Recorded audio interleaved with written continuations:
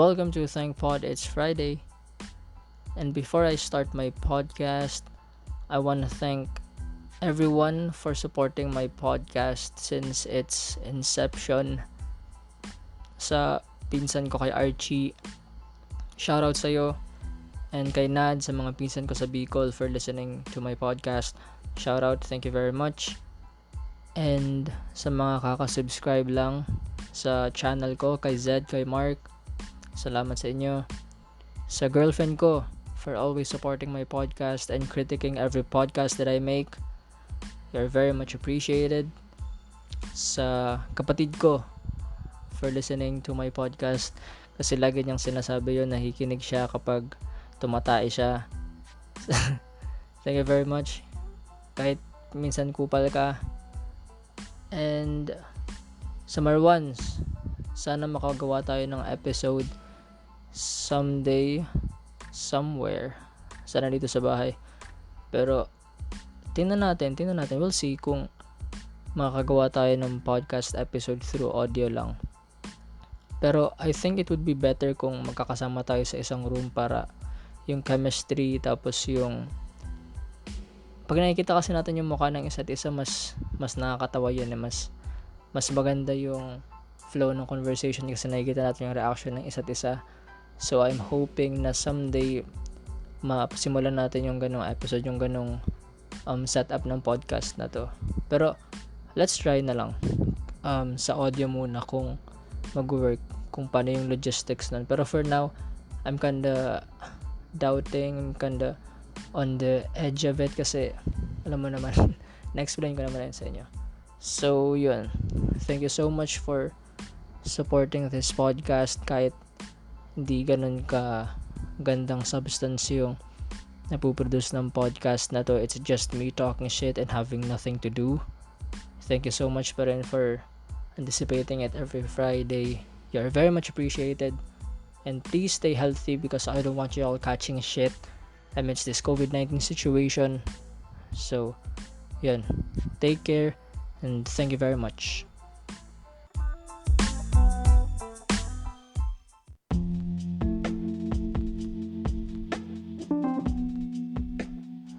I want to start this podcast light. So, bear with me for the first segment ng podcast na to because I'm not going light. So, maybe for the following segments, I can go light. Pero, this is my goal for this podcast. I want to go light. Kasi, lately, madami nang nangyayari sa atin na, I mean, we've been expecting it. Pero, it's bound to happen.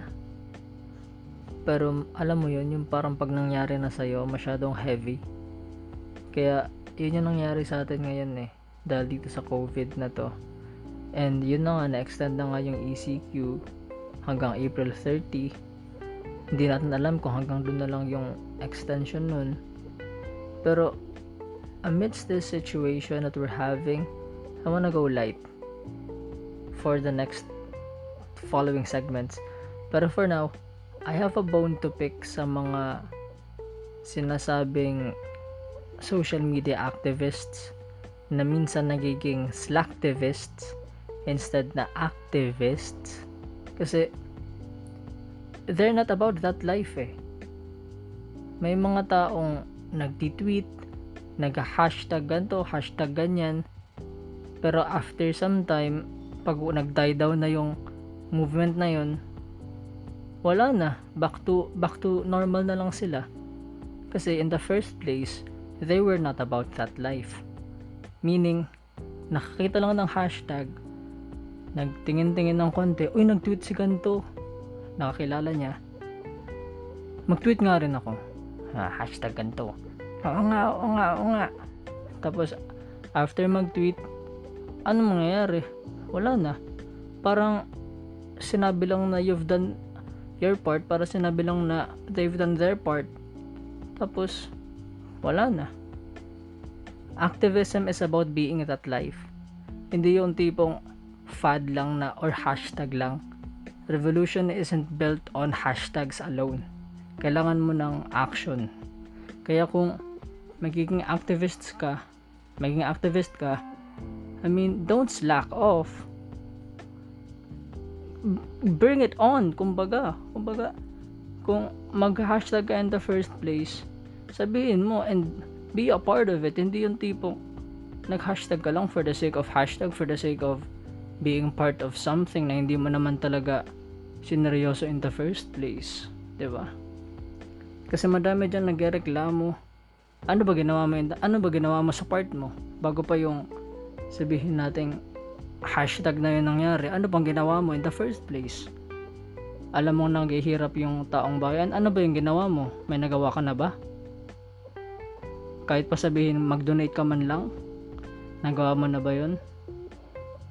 Minsan kasi iniisip natin na gusto natin maging part ng something bigger, na something we think would make a change, pero deep inside in ourselves hindi tayo ready para mag-let go sa mga bagay na meron tayo, mga privileges natin na hindi natin kayang i-let go when push comes to shove, when shit hits the fan. Hindi mo yun kayang i-let go. Kaya kung sabi nga, sino ba yung producer ata yung director ng Grey's Anatomy, sabi niya, kung meron kang gustong movement, pick one, tapos study it and delve into it, kung ano man, be a part of it, stick to it, and make something, do something about it. Hindi yung tipong madami mong sinalihan, wala ka man lang naiambag ni isa dun sa mga sinalihan mo, kasi you just want to be a part of something, not be something to make something, 'di ba? Do something about it. Kasi madami talagang gusto lang sumakay tapos oust ng ibang hindi parte ng tribe nila. Tapos kung hindi ka part ng ganto, ililabel ka nila as si ganto. Ganun lang naman 'yun. Kung hindi ka anti ganto, pro ganto ka, 'di ba? Tsaka kahit sabihin mo hindi ka naman anti ganto, or sabihin mo hindi ka naman pro ganto, lagi silang may masasabi sa iyo, kasi nga hindi ka part nila, hindi ka part dun sa movement na pinaglalaban nila. Hindi ka pwede maging bystander sa mga gantong bagay, lalo na sa politika. Kailangan may stance ka. Kasi kung wala kang stance, it's either you're with us or against us. Yun lang yun. Kailangan mong, liberal ka ba? Or Democrat? Or Republican? 'Di ba? Kailangan mo maging part of something to be something. And I think it's unfair. Kasi we just need a discussion. Pag minsan kailangan mo lang ng discussion, minsan hindi mo lang alam kung ano nangyari, kailangan mo ng malinawan. Pero everyone's as if expecting you to know everything, 'di ba? And when in fact yung alam mo hindi naman talaga yun yung truth na talaga. Kung ano yung alam mo is just a fragment or a fabrication of someone na sinabi ni ganto, na legitimize yung information na yun kasi sinabi ni ganto, when in fact hindi mo alam kung ano nangyayari behind the scenes.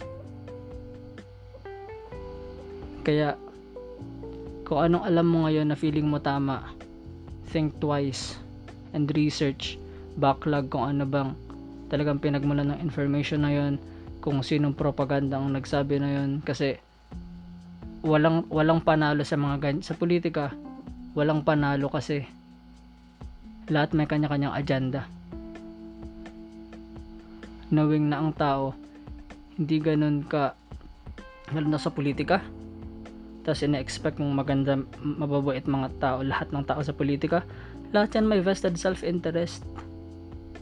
Kaya hindi mo masasabi na ikaw yung tama, and kung ano man ang pininiwalaan mo, tapos hindi sila naniniwala doon, mali na sila. Hindi ganun dapat yun. Hindi ganun ang healthy debate or argument or kung ano man na gusto niyo pag-usapan.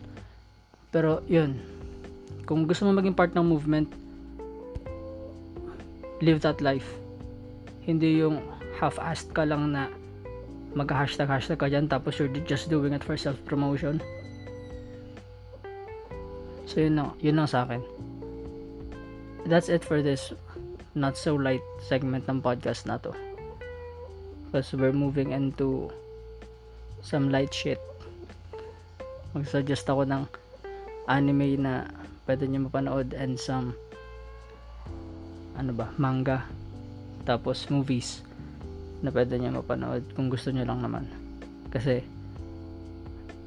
it's just me talking shit and there's nothing you can do about it. Freedom of speech, baby.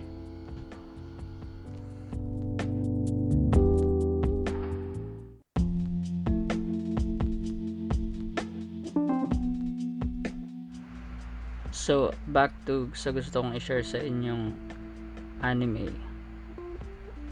Try nyo panoorin ang Cowboy Bebop. Matagal na siya. 1998 siya nag-air. Tapos natapos siya 1999.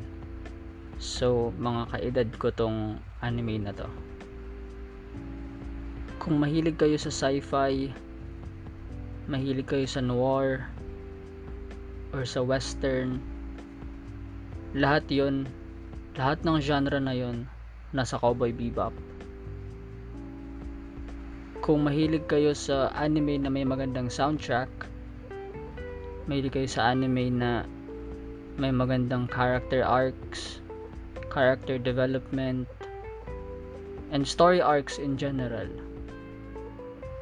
try nyo manood ng Cowboy Bebop.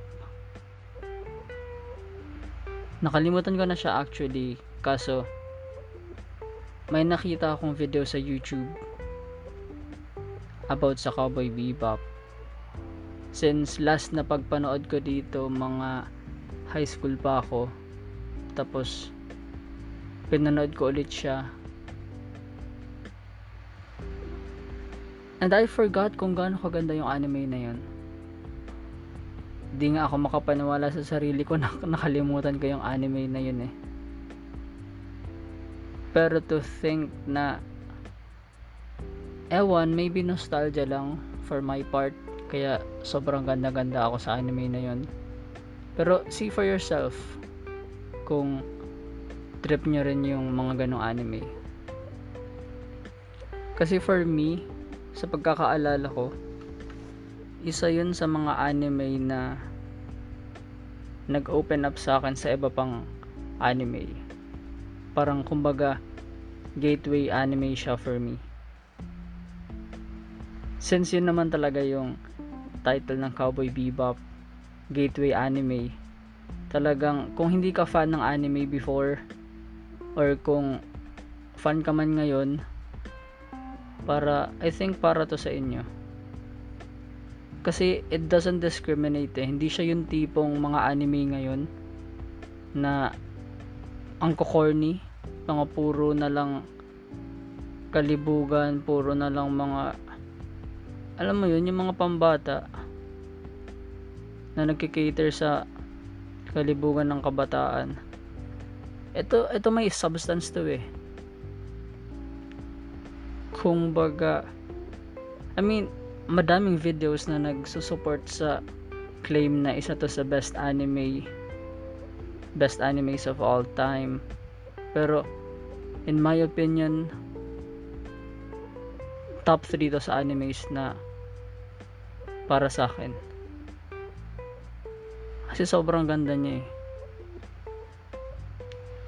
Mind you, 26 episodes lang to.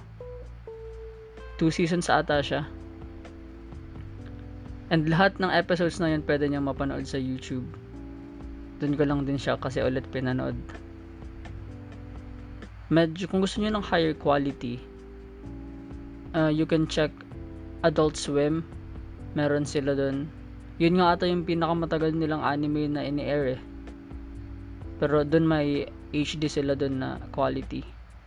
Yun nga lang, kailangan mo mag-subscribe sa Adult Swim para makapanood ka. Pero I think it's worth it kung gusto mo talaga manood. Pero kung gusto mo lang talaga manood for the sake of parang itatry mo lang, sa YouTube meron 720p. Meron quality ng 720p doon. Madaming channels na meron nun. And all this time I've been a fan of anime subs, kasi gusto ko talaga yung Japanese version. Gusto ko nagbabasa ako ng subtitles kasi mas maganda yung expressions ng Japanese, mas may mararamdaman mo pag subs. Pero ito talaga, mas gusto kong manood ng dub dito sa Cowboy Bebop. Ito lang yung exception na maganda yung dub. Kumbaga mas superior yung dub niya compared sa sub. And inaamin din yun ng creators ng Cowboy Bebop, ni Shinichiro Watanabe, na mas superior nga talaga yung English dub kaysa sa Japanese dub. Kaya I think you'd like this kasi soundtrack pa lang si Yoko Kanno, siya yung composer ng soundtracks ng Cowboy Bebop. So sobrang gaganda ng soundtracks nila. I mean, sobrang mai-immerse ka, and you can see for yourself kapag nanonood ka ng episodes. And yun, hope you get on it. Tapos kung magustuhan nyo, good. And more animes to come. Siya rin gumawa ng, I see Shinichiro Watanabe rin gumawa ng kung alam niyo yung Samurai Champloo, siya rin gumawa nun. And sa soundtrack niya, si Nujabes ang gumawa ng soundtracks ng Samurai Champloo. Kung di nyo kilala si Nujabes, siya ang godfather ng lo-fi hip-hop. Kung nakikinig kayo or mahilig kayo sa lo-fi hip-hop, dahil yun kay Nujabes. Rest in peace, Nujabes. Namatay siya on a car accident dahil sa nabunggo siya ng DUI driver. So it's another reason not to drink and drive, kasi hindi natin alam kung sino yung pwedeng maapektuhan ng actions natin. Pero yun, kung nakikinig kayo ng lo-fi hip-hop, it was influenced by Nujabes. Kaya yun, shoutout kay Nujabes. Magandang anime rin yung Samurai Champloo. Lahat ng anime ni Shinichiro Watanabe maganda. Kaya kung trip nyo yung mga deep shits na mapapaisip ka, mga existential questions na mapapaisip ka, kasi yun yung beauty ng anime eh.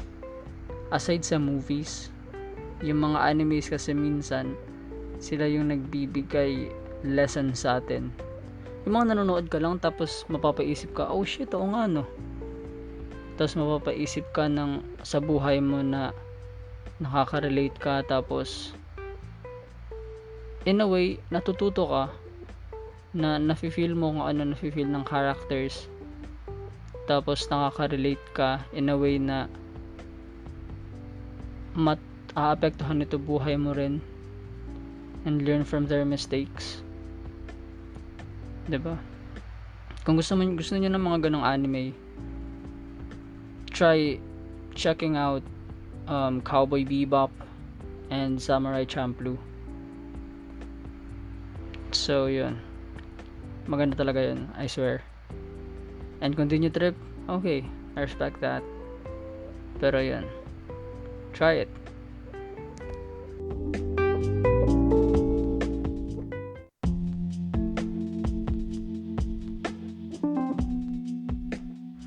Another series that I suggest that you watch is Tiger King.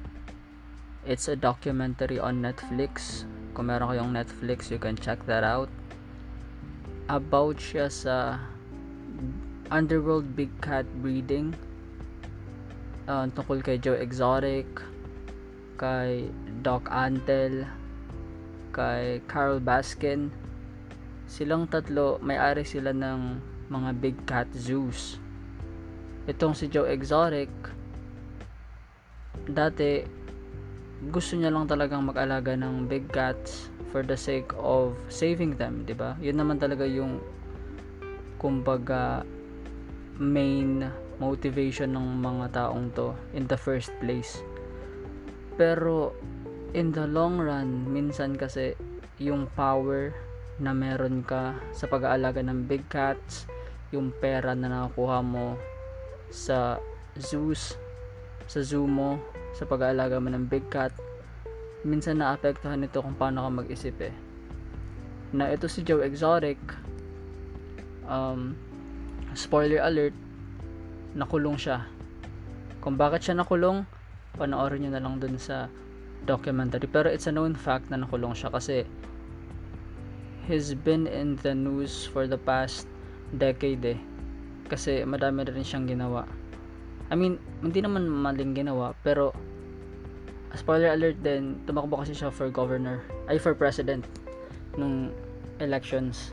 So yun, hindi naman yun ganoon ka spoiler alert kasi you may have known him. Pero yun, knowing Joe Exotic, siguro meron na kayong idea kung anong klase siyang tao, since sino ba naman yung gustong tumakbo for president? A nobody running for president. Isipin mo na lang kung gaano kalaking ulo mo para tumakbo ka for presidency. So yun. Tapos isa pa si Doc Antle na may pagka God complex sa yun na lang pwede kang sabihin sa kanya. May pagka God complex siya. Ano rin siya, big cat zoo owner din siya. So syempre kung may pagka God complex ka, yung mga subordinates mo, 'di ba? So parang kulto. So yun. Tapos kay Carol Baskin naman, merong rumor sa kanya na pinatay niya daw yung ex-husband niya. Kasi yung ex-husband niya, multi-millionaire. Now, one day, bigla na lang siyang nawala. And walang may alam kung, hanggang ngayon wala pa rin may alam kung nasan yung asawa niya na yun. May iba nagsasabi na pinakain ni Carol yung asawa niya sa mga big cats niya, sa mga tigers niya, sa lions niya. May iba naman nagsabi na yung asawa niya tumakas na or nag-ghost yung lahat ng tao para lang mabuhay ng bagong, parang to live a new life, parang ganun. So madaming theories na nag-go into her ex-husband's disappearance. So if you want to check kung how it played out, yung story ng kagaguhan or madness ng cat breeding, you can check Tiger King. It's on Netflix. And yun, you can check how bizarre that documentary is.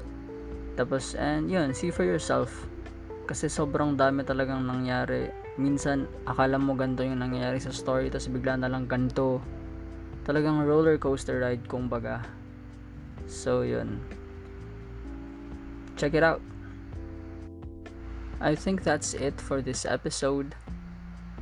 You can check my suggestions ng anime and Netflix series kung gusto nyo. Feel free.